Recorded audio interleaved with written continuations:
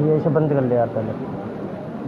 मैं जानती हूँ इससे 2 मिनट ज़्यादा और ये बोल देते तो मेरी भी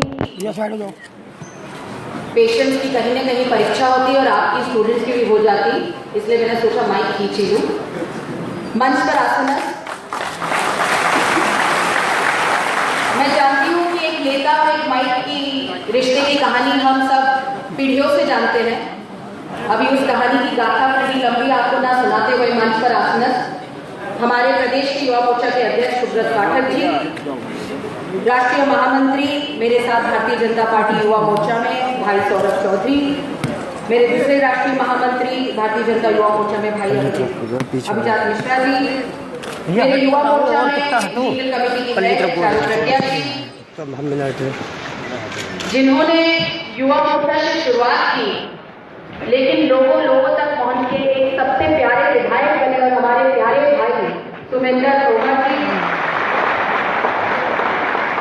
गणेश नंदन जी, मुकेश सिंघल जी, धर्मेंद्र भारद्वाज जी, राजेंद्र यादव जी, विवेक वाजपेयी जी, आशीष प्रताप जी, वीनस शर्मा जी, पप्पू गुजर जी, सोनू चपराना, अमरीश जी, माफी सुमेंद्र जी और अपने 100 नाम दिए लेकिन सारे भारतीय जनता पार्टी के पदाधिकारीगण जिन्होंने अपनी ताकत से भारतीय जनता पार्टी को खड़ा किया और मेरठ में जोरदार जीत से सुमेंद्र भाई को एकदम ताकत से आगे बढ़ाया, इसलिए बहुत बहुत धन्यवाद।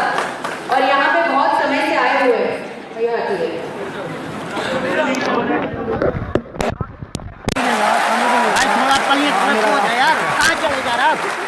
जब पैर थोड़ा सा इधर बहुत समय से आए हुए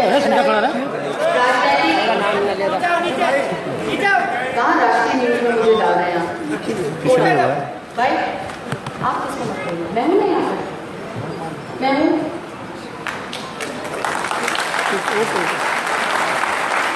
भाषण के मुद्दे गुजार देते हैं आप मेरे। यहाँ पे बैठी हुई मेरी सारी सहेलियों और यहाँ पे बैठे हुए मेरे सारे मित्रों, यहाँ पे बैठे सारे पदाधिकारी, जिस तरह से मैं दिल्ली से निकली, राष्ट्रीय युवा मोर्चा की अध्यक्ष बनी, तो हर वक्त कहा जाता है कि जब तक यूपी के धरती में आपने पैर नहीं रखा तो आपकी कोई राजनीति भी नहीं चलती, ना आपकी राष्ट्रीय राजनीति चलती। तो 2 महीने से यही सोच रही थी कि जब तक यूपी का मुझे आशीर्वाद नहीं मिलेगा तो मेरी राजनीति कैसे आगे बढ़ेगी। तो जब यूपी का विचार हुआ दिल्ली से निकलते निकलते, तो एक ही हमारे युवाओं के धड़कन, युवाओं की ताकत, पश्चिमी उत्तर प्रदेश की हमारे चेहरा हमारे सुमेंद्र तोमर जी के मेरठ में आना। भाषणों के मुद्दों में हर वक्त लोग कहते हैं कि ये क्रांतिकारी जमीन है, यहाँ पे 1857 का उठाव यहाँ से शुरू हुआ, मंगल पांडे हो, सबकी विचारों की क्रांतिकारी की धरती है। आज उस क्रांतिकारी धरती में एजुकेशन हब भी बना हुआ है। सिर्फ क्रांति के विचार नहीं तो आगे वाली सोच पीढ़ी के विचारों के साथ भी जुड़ी हुई यहाँ की ये विश्वविद्यालय है। चौधरी चरण सिंह ये विश्वविद्यालय पूरे भारत भर में बहुत ही ज्यादा लोगों को पसंदीदा है।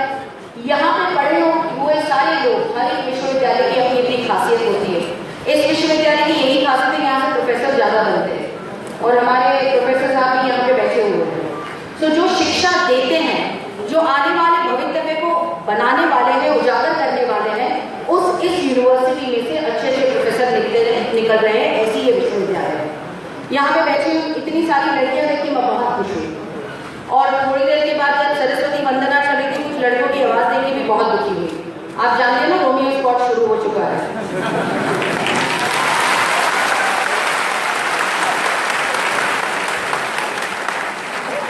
12 मार्च को जब 5 राज्यों के चुनाव के 11 मार्च को हमारे सामने सारे रुझान आए, हमें 4 स्टेट भारतीय जनता पार्टी ने जीते, उत्तर प्रदेश में तो एक इतिहास बन गया। तभी 12 मार्च को हमारे आदरणीय प्रधानमंत्री भारतीय जनता पार्टी के कार्यालय में आए। उन्होंने सिर्फ उस वक्त कुछ बहुत अहम मुद्दे हमारे सामने रखे। उन अहम मुद्दों में उन्होंने एक बहुत महत्वपूर्ण बात कही, आई एम न्यू इंडिया, मैं एक नया भारत हूँ और इस नए भारत को मैं उजागर करना चाहता हूँ और बैठा हुआ मेरा नया भारत ये आप सब लोग हैं। ये इतनी ताकत हमारे भारत में आई एम न्यू इंडिया नारा क्या है? हम युवा मोर्चा के रूप से हर स्कूल, हर गांव, हर गली, हर विश्वविद्यालय में, छोटे विद्यालयों में जाके लोगों को यही कहना चाहते हैं कि यहाँ पे मैं खड़ी हूँ, आप यहाँ पे बैठे हो, टीवी से, फेसबुक से देखने वाला हर एक युवा, वो भारत का नया भारत है। उसका विचार, उसका सपना, उसके जो कोई सपने हैं, वो सोच रहे हैं ये मेरा भविष्य है, ये मेरा भविष्य है।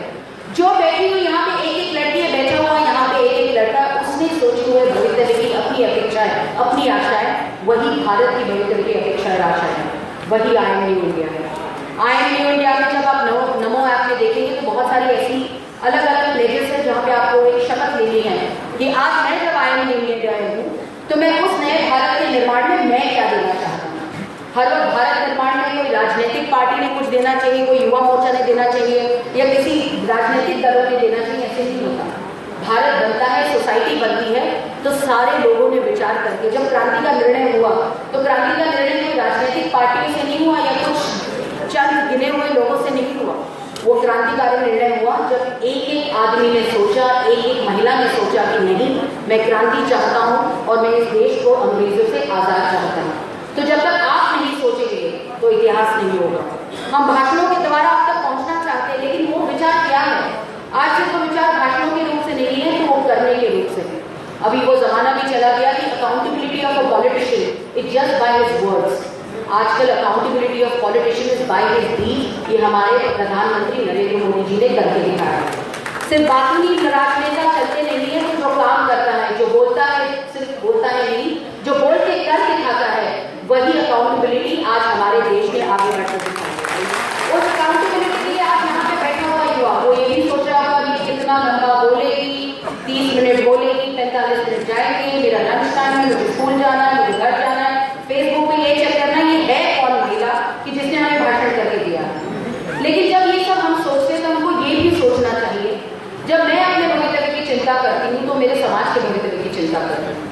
उस समाज के भविष्य की जब चिंता मैं करता हूँ, करती हूँ, तो वो भारत के भविष्य के साथ जुड़ा होता है।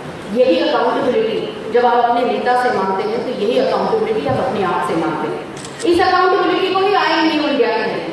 आज जो कहते हैं वो करके दिखाने का आई एम न्यू इंडिया है। इसमें बहुत सारी शपथ है, उसमें एक बहुत महत्वपूर्ण शपथ स्वच्छ भारत की है। आप जानते हैं कि स्वच्छ भारत का नारा जब हमारे प्रधानमंत्री जी ने दिया तो बहुत लोगों ने उस पर बहुत मजाक उड़ाया कि अब ये झाड़ू हाथ में दे देंगे, अभी झाड़ू तो कोई और लेके घूमता है, उसने दिल्ली का सफाया कर दिया, लेकिन झाड़ू हाथ में लेके घुमाएंगे, साफ सफाई हमें सिखाएंगे, अभी यही हम काम करेंगे। लेकिन आप नहीं विश्वास करेंगे भाइयों और बहनों, जब स्वच्छ भारत की मुहिम हमारे आदरणीय प्रधानमंत्री जी ने हमारे सामने रखी, ये हमारे सबकॉन्शियस को, हमारे दिमाग को, दिलो दिमाग को झंझोड़ देने के विचार थे। ये विचार सिर्फ स्वच्छ भारत के लिए विचार स्वच्छता मानसिक और शारीरिक रूप से करने के थे। जब हम हर वक्त कंपैरेटिवली देखते हैं कि विश्व में क्या चल रहा है, what is America is doing, what is Europe is doing, what is South America is doing, what is other places, other countries are doing. जब हम चीन के साथ हमारी लगभग घुड़दौड़ चलती है कि भारत आगे जाएगा या चीन आगे जाएगा, लेकिन जब हम सब फिल्मों में देखते हैं स्विट्जरलैंड में हमारी बॉलीवुड की नर्तिका नाचती है या कोई एक्टर नाचते हैं, तो हम कहते हैं वाह वाह कितना सुंदर शहर है, कितना अच्छा है, हमारे यहाँ तो हो ही नहीं पाता। ये जो विचारधारा है, वो विचारधारा को साफ करना बहुत जरूरी था। This has touch our consciousness that we need cleanliness. हमें स्वच्छता चाहिए, हमें ये विचार करना चाहिए जब स्वच्छ भारत होगा तो ही स्वस्थ भारत होगा। मैं आपको उदाहरण दूंगी कि मैं जिस चुनाव क्षेत्र से आती हूँ, जब मैं चुनाव लड़ रही थी, वहाँ में 15 साल का लड़का अर्श मोगरे करके, अभी वो मेरे साथ काम करता है, उसने एक नया जब स्वच्छ भारत का नारा हमारे आदरणीय प्रधानमंत्री जी ने दिया, तो अर्श ने अपना एक नया कार्यक्रम शुरू किया और उस एनजीओ को उसने स्वच्छालय करके नाम दिया। 15 साल का लड़का स्वच्छालय। पहले उसने मेरे एमपीएचडी के टॉयलेट्स अपने आप हाथ से साफ करने शुरू कर दिए। फिर 2 बच्चे थे, 6 बच्चे होने लगे। बैंड्रा से बच्चे तो मुझे लगता था सिर्फ बड़ी बड़ी गाड़ियों में घूमते हैं और बड़े बड़े स्कूलों में जाते हैं, लेकिन इसने उठ के मेरे चुनाव क्षेत्र में ऐसे दूर दराज इलाके में जाकर उसने स्वच्छता शुरू की। 5 से 10 बच्चे में 100 हुए, 500 हुए, 1000 हुए। जब कारवा बढ़ता गया तो प्रधानमंत्री और यूनाइटेड नेशन दोनों ने उसको समर्थन दिया। 15 साल का लड़का 10वीं कक्षा में पढ़ रहा था, अर्श मोगरे। आज प्रधानमंत्री जब परसों से मिले, उसकी टी-शर्ट भी प्रधानमंत्री लिए दी। प्रधानमंत्री ने इतना ही कहा, जब मैं प्रधानमंत्री को कह रही थी कि स्वच्छालय में मेरी टीम मिलना चाहते बोल रहे अर्श मोगरे, मैंने हाँ अर्श मोगरे, तो उन्होंने कहा बिल्कुल ले आओ। आप सोचिए, एक कहीं मुंबई में कहीं छोटे से स्कूल में पढ़ने वाला लड़का आज पूरे विश्व भर में उसका स्वच्छालय लोगों ने ताकत करके दे दिया है और वो स्वच्छालय का चैप्टर मुंबई छोड़ के पूरे देश भर में हर एक शहरों में, गाँव में जोड़ रहा है। क्या मिलने वाला उसको? न मैं टिकट देने वाला, न राजनीतिक पार्टी में घुसना चाहता है। लेकिन वो चाहता है कि मेरे देश के भविष्य में मैं अपना कुछ ना कुछ आहुति को हिस्सा दूँ जिससे मेरा देश आगे बढ़े। आज अपेक्षा आप सबकी बड़ी है। आज यहाँ पे बैठे बात रहने वाला है वो सुमिंदर जी और मैं तो कब के सांसद रहेंगे, एमएलए रहेंगे, रहते रहेंगे, हमारा आगे भविष्य भी रहेगा तो रहेगा। लेकिन यहाँ पे बैठा हुआ इंसान कभी सांसद बनेगा, कभी इस देश का प्रधानमंत्री बनेगा, आगे बढ़ेगा। लेकिन जब तक वो सोच, वो विचार, वो बड़ा विचार कि नहीं मैं तो स्कूली बच्चा हूँ, मैं क्या कर सकता हूँ, नहीं मैं कॉलेज में रहता हूँ, मुझे अपनी कक्षा से दिक्कत है, मेरे लेक्चर में ये प्रॉब्लम है, मेरी अटेंडेंस की प्रॉब्लम है, भगवान जाने पूनम जी भाषण करें तो अटेंडेंस में मुझे करेक्ट मिलेगा या ना मिलेगा। इन विचारों से हम इतने उलझे हुए रहते हैं कि 12वीं कक्षा के बाद मैं क्या करूँ, मैं इंजीनियर बनूँ या ना बनूँ। मेरी क्षमता के रूप से मेरे माता पिता तो मुझे कह रहे हैं बेटा इंजीनियर बनो, लेकिन मेरी क्षमता कुछ और है, मुझे कुछ और करना है। लेकिन ये सब करते करते भी कहीं ना कहीं जाके योर कॉन्ट्रीब्यूशन टू नेशन जब तक आप तय नहीं करेंगे वो होगा नहीं। ये एक शपथ है। शपथ ये नहीं है, अभी मैं मेरठ में आई हूँ, उत्तर प्रदेश में जिस प्रकार से मैं राजनीतिक भाषण करना भी नहीं चाहती आपके सामने, लेकिन जिस प्रकार से राजनीतिक समीकरण बन रहे हैं, हमारे मुख्यमंत्री योगी जी आए, बहुत सारी पहले समीक्षा की गई, योगी जी मुख्यमंत्री बने, क्या होगा क्या नहीं होगा यूपी का, और जब उन्होंने अपनी पहली कैबिनेट ली और किसानों के लोन माफ कर दिए, तब लोगों को पता चला कि किस प्रकार का नेतृत्व भारतीय जनता पार्टी ने उत्तर प्रदेश को दिया। लेकिन वो नेतृत्व देते देते फिर राजनीति भी शुरू हो गई, राजनीति फिर जाति धर्म के नाम से शुरू हो गई। तो मैं हर वक्त कहती हूँ जब जाति धर्म के नाम से हर वक्त हम एक दूसरे को काटते रहते हैं, वोटों पे लड़ते रहते हैं, तो मुझे एक कहानी याद आती है। एक बार गिद्ध, आप गिद्ध जानते हैं ना जो मांस खाते हैं, पंछी, गिद्ध का बच्चा अपने माँ के पास आके गिद्ध को कहा कि माँ मुझे तो मनुष्य का मांस खाना है। माँ कह रही बेटा ये तो संभव नहीं है, तो कुछ और ले आया। तो गिद्ध माँ उड़ते उड़ते चली गई, उसने सुअर का मांस लाया, बेटे के सामने रखा। बेटा कह रहा नहीं नहीं माँ मुझे ये मांस नहीं चाहिए, मुझे मनुष्य का ही मांस चाहिए। फिर से गिद्ध माँ बेचारी उड़ते उड़ते गई, कहीं गौ मांस पड़ा हुआ था, वो उठा के लेके आ गई, उसने बच्चे के सामने रखा। तो गिद्ध को बेटे ने कहा नहीं माँ मुझे तो मनुष्य का ही मांस चाहिए। अभी माँ समझ नहीं पा रही है कि इस बेटे को मैं मनुष्य का मांस कहाँ दूँ। तो फिर गिद्ध को पता चल गया कि मनुष्य का मांस एक ही रूप से मिल सकता है। उसने सुअर का मांस लेके मंदिर के सामने डाल दिया और गौ मांस, सुअर का मांस लेके मस्जिद के सामने डाल दिया और गौ मांस मंदिर के सामने डाल दिया। बस लोग लड़ पड़े, उसको फोकट का मांस ले लिया। और आज इंसान की आप ये सोचिए, ये सिर्फ विचार है, ये विचार हमें गिद्ध ने सिखाया, किसी और ने सिखाया नहीं है। जब सबका साथ सबका विकास लेके हमारे प्रधानमंत्री, हमारे मुख्यमंत्री, भारतीय जनता पार्टी के सारे मुख्यमंत्री विचार लेके आगे जाते हैं, वो विचार किस रूप के हैं? विचार इसी रूप के हैं। जब कोई ऐसे पॉलिटिकल पार्टीज, अभी मैं उत्तर प्रदेश में यही देख रही हूँ कि गिद्ध के मांसों में कैसे किया जाए जहाँ पे इंसान का कत्ल हो जाए, कि किस रूप से गिद्ध की तरह ये जो राजनीतिक गिद्ध होते हैं कि चलो आपकी तो सरकार आ गई लेकिन हम इसको जीने नहीं देंगे, इस रूप से उत्तर प्रदेश में मैं देख रही हूँ कि यहाँ से वहाँ करके लड़ाई लगा के जिस विकास और विचार को लेकर हम आगे बढ़ना चाहते हैं उसको कहीं भी रोक लगाते हैं। तो शांतता, सद्भाव, ये भी आई एम न्यू इंडिया की एक पहल है और एक शपथ है।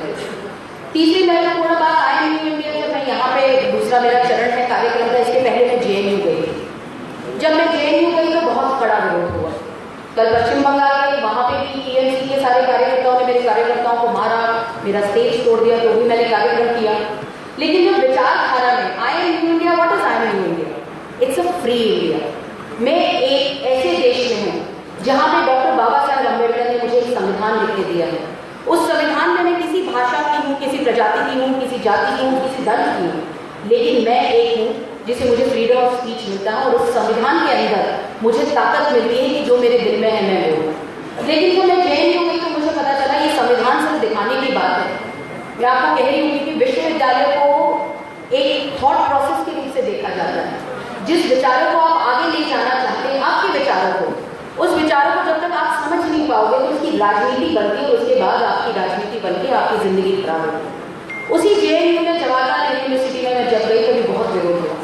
उस विरोध में जब जाकर मैंने इतना भी कहा कि यही केरला, आप जानते हो भारत में हमारे ऐसी कुछ राज्य है जहाँ पे वामपंथी विचारों के लोग अपनी सरकार बनाए हैं, उसमें से केरला एक सरकार है जहाँ पे वामपंथी विचारों के आप नहीं होंगे, you are not a left extreme like the government, you are against the government. वहाँ पे स्कूली रहने वाले बच्चों ने, वहाँ पे कॉलेज किया तो उनको मारा गया या कुचला गया या मार डाला गया। ऐसी हालत केरल में है।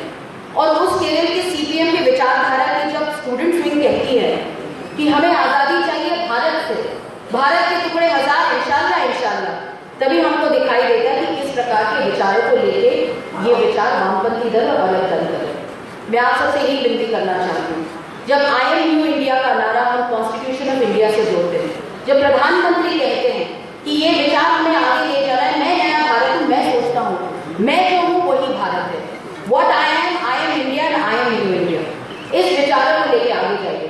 जो आपके दिल में है, आप चाहते हैं कि मैं भारत के निर्माण में अपनी तरफ से कुछ योगदान दूं, तो भारत की ताकत और भारत का भविष्य आगे बढ़ेगा। और आप सिर्फ सोचेंगे कि एक पूनम महाजन आई, भाषण करके चली गई, वो तो हम टीवी पे भी देख सकते थे, फेसबुक पे भी देख सकते थे, लेकिन जब तक ये विचारधारा खोखली रहेगी हमारे सर में, हम सिर्फ कॉलेज और स्कूलों में पढ़ते रहेंगे, लेकिन कोई भी विचारधारा हो, लेकिन वो कॉन्ट्रीब्यूशन नहीं रहेगा तो हम आगे बढ़ नहीं पाएंगे। आज राजनीतिक दौर में जब भारत आगे बढ़ रहा है, तो मैं आप सबसे यही कहना चाहती हूँ, तो ये राजनीतिक नेता बनते कैसे हैं? ये बनते आप जैसे बैठे हुए सब बच्चों से। मैं आप सबको आमंत्रण देना चाहती हूँ भारतीय जनता युवा मोर्चा से कि आप काम करिए, आगे बढ़िए, अपने आप को न्यू इंडिया समझिए, हमारे साथ भी जुड़िए। जो आगे बढ़ना चाहता है, देश को आगे ले जाना चाहता है आगे, और ऐसे विचारों के युवाओं के साथ हमारा भविष्य आगे बढ़ेगा। अंत में इतना ही मैं कहना चाहती हूँ कि आई एम न्यू इंडिया का नारा ये सिर्फ मेरे तक सीमित न रखते, आप पूरे देश में इसको बढ़ाइए और इसमें देश को आगे बढ़ाते बढ़ाते माय कॉन्ट्रीब्यूशन टू इंडिया, मेरी शपथ इस भारत के निर्माण के लिए, मेरी शपथ है भारत को आगे ले जाने के लिए बहुत जरूरी है। ऐसे विचार आप आगे लेके बढ़िए जिसे हम सोचे कि there is a contribution by me which supports the society, supports the country and supports me. बस मेरे प्यारे छात्राओं और सबको इतना ही कहना चाहती हूँ, मैं आई मुंबई से हूँ, राष्ट्रीय युवा मोर्चा की अध्यक्षा हूँ।